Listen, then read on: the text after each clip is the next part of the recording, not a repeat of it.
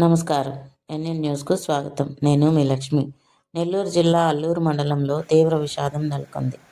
విహారయాత్రకు వెళ్లిన నలుగురు విద్యార్థులు సముద్రంలో గల్లంతయ్యారు. ఇసుకపల్లి బీచ్లో సముద్ర స్నానానికి వెళ్లిన నలుగురు గిరిజన విద్యార్థులు అలల తాకిడికి కొట్టుకుపోయారు. వీరంతా నార్త్ ఆమ్లూరు గొల్లపాలెం ఆశ్రమ పాఠశాలలో చదువుకుంటున్న విద్యార్థులుగా గుర్తించారు. వీరు ఎర్రపుగుంట గ్రామంలోని తమ బంధువుల ఇంటికి వచ్చిన వీరు సరదాగా గడుపుదామని ఇసుకపల్లి బీచ్కు వెళ్లారు. గల్లంతైన నలుగురిలో 2 మృతదేహాలు లభ్యమయ్యాయి. మృతి చెందిన వారిని ఈగ అమ్ములు, ఈగ బాలకృష్ణగా గుర్తించారు. వీరిద్దరూ అన్నా చెల్లెళ్లు కావడంతో ఆ కుటుంబంలో తీవ్ర విషాదం అలుముకుంది.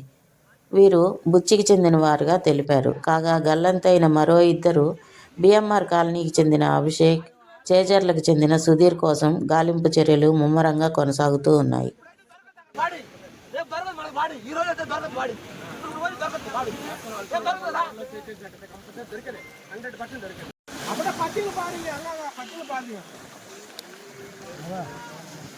చిన్న పిల్లకాయల